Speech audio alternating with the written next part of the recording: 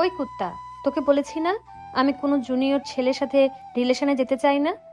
আর তাছাড়া তুই আমার খালাতো ভাই হোস, তাই আমাদের মধ্যে ভালোবাসার সম্পর্ক হওয়ার কোনো প্রশ্নই আসে না।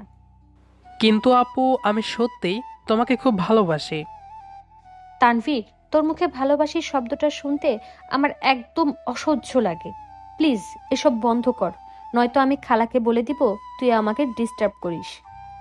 আচ্ছা ঠিক আছে, তুমি চাইলে আম্মুকে বলে দাও, কিন্তু তবুও বলবো আমি শুধু তোমাকেই ভালোবাসি। শোন, তুই আমার কাছে ছোট ভাই, সিজনের মতোই। আমাদের মধ্যে ভাই বোন সম্পর্ক থাকুক, আমি সেটাই চাই। বাট তুই এমন করলে আমি তোর সাথে এই সম্পর্কটাও কন্টিনিউ করতে পারবো না। প্লিজ এমন করিস না। তোর ক্লাসমেট বা জুনিয়র কোনো মেয়েকে পটিয়ে ফেল, তারপর তাকে বিয়ে করে সংসারী হয়ে যা। আপু, আমার শুধু তোমাকেই ভালো লাগে। ওকে যাও, বিয়ের পর তো আর ভাই বোন সম্পর্কটা থাকছে না। সো তুমি চাইলে এটা আর কন্টিনিউ করো না। এই, তুই কি পাগল হয়ে গেছিস?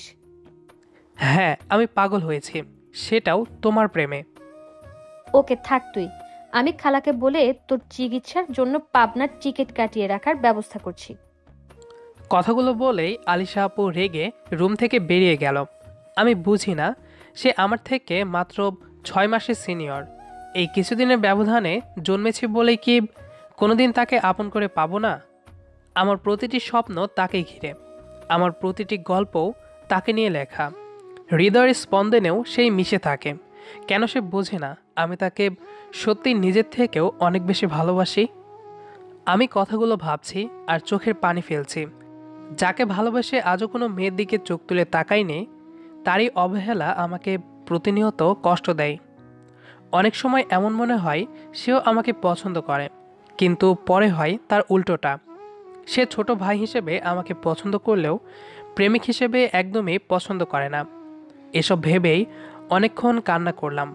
মাথায় কেমন যেন ব্যথা করছিল, তাই উঠে ওয়াশরুমে গিয়ে হাত মুখ ধুয়ে বিছানায় গা এলিয়ে দিতেই আম্মু রাগী লুক নিয়ে আমার রুমে প্রবেশ করলো। আম্মুকে আসতে দেখে আমি শোয়া থেকে উঠে বসলাম। তখনই আম্মু বলল, তানভীর, তুই নাকি তোর আলিশা আপুকে ভালোবাসার কথা বলিস? আমি আম্মুর এমন প্রশ্নে চুপ করে আছি। কি বলবো আম্মুকে? সত্যি কি তাহলে আপু আমার রুম থেকে বেরিয়ে আম্মুকে সবকিছু বলে দিয়েছে? কি হলো বল, তুই আলিশাকে ভালোবাসিস? আমি খুব ভয়ে ভয়ে নিচের দিকে তাকিয়ে বললাম, হ্যাঁ আম্মু। আমি কথাটা বলতেই আম্মু আমার গালে কষে 2টা চড় বসিয়ে দিল। সাথে সাথেই আমার ঠোঁট ফেটে রক্ত বের হতে শুরু করলো। কোনো শব্দ না করেই চোখে জল ফেলছি। তখনই আম্মু বলল, আলিশা ওদের বাড়ি থেকে আমাদের এখানে এসেছে পড়াশোনা করার জন্য, আর তুই কিনা ছোট হয়ে বড় আপুকে ভালোবাসার কথা বলিস? তোর ওকে ভালোবাসার কথা বলতে লজ্জা করে না? আম্মু, ভালোবাসা কখনোই বয়স দেখে হয় না। আমি কি করব? ছোট থেকে তাকে আমার খুব ভালো লাগে। তার জন্যই আজও কোনো মেয়ের সাথে রিলেশন তো দূরের কথা, ফ্রেন্ডশিপটাও করিনি। প্লিজ আম্মু, আমি আপুকে ছাড়া বাঁচব না। চুপ কর তুই, আর একটা কথা বললে তোকে একদম মেরে ফেলবো। বুঝেছি, আজ থেকে তুই আর এ বাড়িতে থাকবি না। বই পুস্তক যা আছে গুছিয়ে নে, কাল থেকে তুই হোস্টেলে থেকেই পড়াশোনা করবি। কি বলছো আম্মু? আমি কেন বাসা থাকতে হোস্টেলে থেকে পড়ব? তানভীর, আমি তোর কোনো কথাই শুনতে চাই না। তুই এখানে থাকলে আবারও আলিশাকে বিরক্ত করবি। আমি তোর আব্বুকে বলে এক্ষুনি সব ব্যবস্থা করছি। তোর জন্য আমি আমার বোনের কাছে ছোট হতে পারবো না। ওরা খুব বিশ্বাস করে মেয়েকে আমার কাছে থাকতে পাঠিয়েছে। এই বলে আম্মু রেগে রুম থেকে বেরিয়ে গেল। আমি আবারও বিছানায় বসে কাঁদতে লাগলাম। কিছুক্ষণ পরে মনে হলো, যে মেয়েকে ভালোবাসে বলাই আম্মু আমাকে বাড়ি থেকে বের করে দিচ্ছে, তার সাথে আর কোনো সম্পর্ক নয়। কিন্তু কি করব? মন যাকে একবার জায়গা দিয়ে ফেলে তাকে কি আর ভুলে থাকা যায়? নিজেকে অনেক বুঝিয়ে তার উপর অনেক অভিমান করে প্রয়োজনীয় সব কিছু গুছিয়ে নিলাম। আমার মুখে ভালোবাসার কথা শুনলে তার অসহ্য লাগে, তাহলে আমি কেন প্রিয় মানুষটির খারাপ লাগার কারণ হয়ে থাকব? একসাথে থাকলে মন বারবার তার কাছেই যেতে চাইবে। তাই অনেক ভেবে ঠিক করেছি আমি আজ থেকে হোস্টেলে থেকেই পড়াশোনা করব। পরের দিন ভোরেই সব কিছু গাড়িতে রেখে ফোন নিতে রুমে এসে দেখি আপু আমার বিছানায় এসে বসে আছে। আমি তাকে দেখেও না দেখার ভান করে ফোন আর চার্জারটা হাতে নিলাম। খুব খারাপ লাগছে এই রুমটা ছেড়ে যেতে। এখানে আমার কত স্মৃতি ছড়িয়ে আছে। এরপর থেকে আর নিজের বলতে কোনো রুম থাকবে না, বন্ধুদের সাথে শেয়ার করে থাকতে হবে। এসব ভাবতেই চোখের কোণে পানি জমে গেলে হাতের উল্টো পিঠে মুছে রুম থেকে বেরিয়ে যাচ্ছিলাম, তখনই পেছন থেকে আপু আমার হাতটা টেনে ধরল। হাত ছাড়ুন, আমার এমনিতেই লেট হয়ে যাচ্ছে। আচ্ছা ঠিক আছে, ছাড়ছি, কিন্তু এটা বল তুই কেন বাড়ি ছেড়ে হোস্টেলে চলে যাচ্ছিস? আর আমাকে আপনি করেই বা কেন বলছিস? সেটা আপনাকে বলার প্রয়োজন মনে করি না। এই বলে এক ঝটকায় হাত ছাড়িয়ে বাড়ির বাইরে বেরিয়ে আসলাম। আজ তার মুখটা দেখে কেমন যেন কষ্টে আছে বলে মনে হলো, কিন্তু তার তো খুশি হওয়ার কথা। এখন আর কারো মুখে ভালোবাসি শুনে অস্বস্তি বোধ করতে হবে না।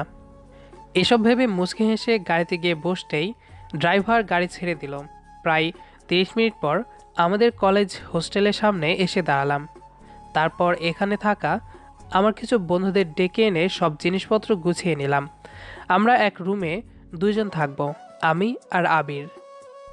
বিকেলে মন খারাপ করে বসে আছি, কিছুই ভালো লাগছে না।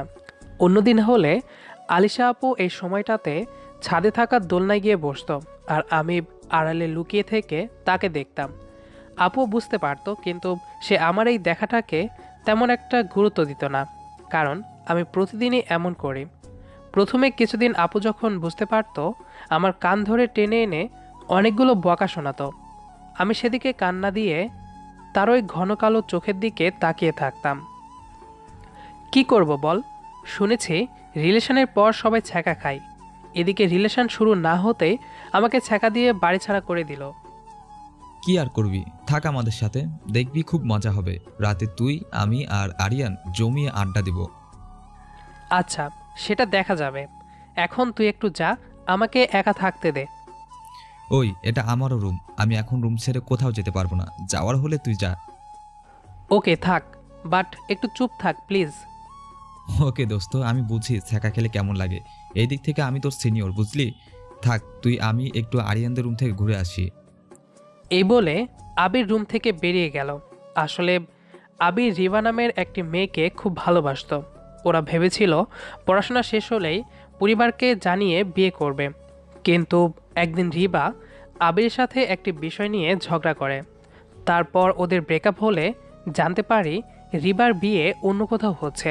সে সময় আবির খুব ভেঙে পড়ে। তাই এসবের দিক থেকে আবির একদম লিজেন্ড পোকা। যদিও প্রেমে পড়ার দিক থেকে আমি এগিয়ে, এর কারণ আমি ক্লাস 7-এ থাকতেই আলিশা আপুর প্রেমে পড়েছিলাম। জানি না তাকে পাবো কি না, একটা চান্স ছিল যদি আপু আমার ভালোবাসা গ্রহণ করে নিত, কিন্তু সে তো আমাকে তার ভাই সিজানের মতোই ছোট ভাই ভাবে। রাতে আবির আরিয়ানের অনেক কিছু করার প্ল্যান থাকলেও আমার তেমন কোনো রেসপন্স না পেয়ে ওদের সব প্ল্যান মাটি হয়ে গেল। পরের দিন সকালে ঘুম থেকে উঠে দেখি ওয়াশরুমের দরজা ভেতর থেকে বন্ধ। তখনই মনে হলো আমি তো এখন হোস্টেলে থাকি। শালা আবির একবার ওয়াশরুমে গেলে আধা ঘন্টা আগে বের হয় না, তাই আর কোনো উপায় না পেয়ে ওয়েট করতে হলো। শালা বেরিয়ে আসতেই একদমরে ওয়াশরুমে ঢুকে গেলাম। আমি, আবির আর আরিয়ান 3 বন্ধু একসঙ্গে কলেজ গেট দিয়ে ঢুকছিলাম। এমন সময় আবির আমাকে ক্যাম্পাসের একপাশে ইশারা করলে তাকে দেখি আলিশা আপু সাথে একটি ছেলেও আছে। ওহ, তাহলে এই জন্যই আমার ভালোবাসা অপূর্ণ রয়ে গেছে। এই ভেবে আবারও মুচকি হেসে তাদের পাশ দিয়েই ক্লাসের দিকে যাচ্ছিলাম। হঠাৎই আলিশা আপুর চিৎকার কানে ভেসে আসলো। আমি পেছন ফিরে তাকাতেই না চাইতেও রাগের মাথায় রক্ত উঠে গেল। ছেলেটি ক্যাম্পাসের সবার সামনে আপুর হাত ধরে হাঁটাহাঁটি করছে। আপু আমাকে দেখা মাত্রই আমার নাম ধরে ডাক দিল। সাথে সাথে আমার বুকের ভেতর কেমন যেন করে উঠল। আমি দ্রুত ওদের কাছে গিয়ে ছেলেটাকে ইচ্ছামতো মারতে লাগলাম। যে আমি এত বছর আপুকে ভালোবাসার পরও তার হাত ধরে কোনোদিন টান দেইনি, আর এই ছেলেটা কোথাকার কে হয়ে তার গায়ে হাত দিচ্ছে। এদিকে স্যাররা ক্যাম্পাসে গন্ডগোল দেখে আমাদের দিকে এগিয়ে আসলে আবিররা আমাকে জোর করে টেনে ছাড়িয়ে নেয়। তারপর আমি যে চলে আসতে যাব তখনই আপু আমার হাত ধরে আবারও ডাক দিলে আমি পেছনে ফিরে তাকাতেই তার ওই মায়াবী মুখটা দেখে আবারও ক্রাশ খাই। তারপর তার হাত থেকে নিজেকে ছাড়িয়ে বন্ধুদের সাথে ক্লাসে চলে আসি। আসার সময় সে অনেকবার ডাকলেও আমি আর ফিরে তাকাইনি। তাকালেই তার মায়ায় পড়ে যাব, যা আগে আমি খুব করে চাইতাম। বিকেলে ফেরার সময় আপু হয়তো আমার জন্য অপেক্ষা করছিল। সে হয়তো ভুলে গেছে আমি এখন আর বাসায় থাকি না। বন্ধুদের সাথে কলেজ গেটের দিকে যাচ্ছি, তখনই আপুর ডাকে না চাইতেও তার কাছে এসে বললাম, কিছু বলবেন? এই, তুই আবারও আমাকে আপনি করে বলছিস? হ্যাঁ, আপনি তো আমার সিনিয়র আপু, আর সিনিয়রদের সব সময় আপনি করেই বলতে হয়। তানভীর, আমার কিন্তু এখন খুব রাগ হচ্ছে। আপু, এসব ছেড়ে কি বলছেন সেটা বলুন। আমাকে আবার হোস্টেলে ফিরে পড়তে হবে। পড়ার জন্যই বাসা ছেড়ে হোস্টেলে থাকছি। প্লিজ যা বলবেন বলুন। তুই আমার জন্য বাড়ি থেকে চলে যাচ্ছিস, তাই না? বিশ্বাস কর, আমি খালাকে কিছুই বলিনি। ওকে, এখন তাহলে আসি। ভালো থাকবেন। বাই। এই তানভীর, প্লিজ যাস না। প্লিজ বিশ্বাস কর, আমি সত্যি তোর আম্মুকে কিছুই বলিনি। আমি আপুর কথায় কান্না দিয়ে দ্রুত বন্ধুদের সাথে কলেজ থেকে বেরিয়ে আসতেই আবির বলল, তানভীর, ভাবি তোকে একলা ডেকে নিয়ে কি বললো রে? ওই ভাবি কি? হ্যাঁ বল আপু। আপু বলছিল সে নাকি আমাদের বিষয়ে আম্মুকে কিছুই বলেনি। হ্যাঁ, হতে পারে, হয়তো আন্টি তোদের কথাগুলো শুনে ফেলেছিলেন। হ্যাঁ, এটাও হতে পারে, কিন্তু কি করব বল, সে তো আমাকে ভালোই বাসে না। শালা, তুই আবুল নাকি? আপু তোকে ভালো না বাসলে তোকে এভাবে কেন বলবে? তুই দেখিসনি আলিশা আপু সকালে তোর হাত ধরে কিভাবে ভালোবাসার চোখে তাকিয়েছিল? প্রিয় মানুষের চোখের ভাষাও বুঝতে পারিস না। আরে আমিও বুঝেছি, কিন্তু সে তো মানতে চায় না। মানবে মানবে, আর কিছুদিন ওয়েট কর, ঠিকই বলবে দেখিস। তাই নাকি? আচ্ছা, তোর আন্দাজ ঠিক হলে নিজের হাতে গরুর গোশত ভুনা করে ট্রিট দিব। সত্যি দিচ্ছিস তো? হ্যাঁ সত্যি। এখন চল হোস্টেলে ফিরে কিছু খেয়ে নেই, আমার খুব খিদে পেয়েছে। হ্যাঁ চল। তারপর আরও কিছুদিন কেটে গেল। আবির ঠিকই বলেছিল, সেও আমাকে পছন্দ করে। আগের মতোই তাকে এখনও ইগনোর করি। সে প্রতিদিনে আমার সাথে কথা বলতে আসে, কিন্তু আমি তাকে এড়িয়ে যাই। আজ কলেজ গেটের কাছে আসতেই আপু হুট করে আমার সামনে চলে এসে আমার শার্টের কলার ধরতে গিয়েও কী যেন ভেবে হাত ধরে কলেজের পেছন দিকে নিয়ে আসলো। হয়তো আমার মান সম্মানের কথা ভেবেই কলার ধরে আনেনি। আজ যেন তাকে এক ভিন্ন রূপে আবিষ্কার করলাম। আপুর সেই সুন্দর ফর্সা মুখটা একদম শুকিয়ে গেছে, চোখের নিচে কালো দাগ। কাল রাত থেকে হয়তো কিছুই খায়নি। তার এমন অবস্থা দেখে আমার সত্যি খুব কষ্ট হচ্ছে। আমি কিছু বলতে যাব তার আগেই আপু আমাকে শক্ত করে জড়িয়ে ধরল। আপু যে আমাকে জড়িয়ে ধরেছে, সাথে সাথে আমাদের দুজনের শরীরে এক অজানা অনুভূতিতে কেঁপে উঠল। আপুর এমন করুণ হাল দেখে আমি এতক্ষণ ভুলেই গিয়েছিলাম তার উপর জমে থাকা অভিমানগুলোর কথা। সেগুলো মনে পড়তেই যে আপুকে জোর করে ছাড়াতে যাব, তখনই আপু আমাকে আরও শক্ত করে জড়িয়ে ধরল। এতে আমি তার প্রতি অনেকটাই দুর্বল হয়ে পড়ি। কিছুক্ষণ এভাবেই থাকার পর সব অভিমান ভুলে তার দুগালে হাত রেখে বললাম, কি হয়েছে আপু, এভাবে কাঁদছো কেন? তুমি যাতে কষ্ট না পাও সেজন্যই আমি বাড়ি ছেড়ে হোস্টেলে থাকছি। তাহলে তুমি কেন এত কষ্ট পাচ্ছ? তানভীর, খালা বলল আব্বু নাকি আমার বিয়ে ঠিক করেছেন। আপুর মুখে বিয়ের কথা শুনে আমার হৃদয়টা ভেঙে চুরমার হয়ে গেল। তবুও নিজেকে কোনো মতে সামলে নিয়ে মুচকি হেসে বললাম, কি বলছো? এটা তো খুশির খবর। আচ্ছা, দুলাভাই দেখতে কেমন? তোমার কাছে ওনার কোনো পিক আছে? আমার এমন প্রশ্নে আপু খুব রেগে গিয়ে আমার শার্টের কলার ধরে হ্যাঁচকা টান মেরে তার চোখের সামনে নিয়ে এসে বলল, দুলাভাইয়ের ফটো দেখার তোর খুব শখ, তাই না? এই বলে আমার পকেটে হাত ঢুকিয়ে দিল। আমি আপুর এমন কাণ্ডে অবাক হয়ে তাকিয়ে আছি। সে আমার পকেট থেকে ফোন বের করে ক্যামেরাটা অন করে আমার মুখের কাছে ধরতেই সেখানে আমি নিজেকেই আবিষ্কার করলাম। আচ্ছা, একটা জিনিস মাথায় ঢুকছে না, আমি কিভাবে আমার দুলাভাই হব? আপু, তুমি কি আমার সাথে ফান করছো? আমি আমার দুলাভাই কি করে হতে পারি? না, আমি সত্যি বলছি। তুই আমাকে বিয়ে কর, তাহলেই তোর দুলাভাই হয়ে যাবি। মানে তুমি কি বলছো এসব? হ্যাঁ, আমি তোকে ভালোবাসি।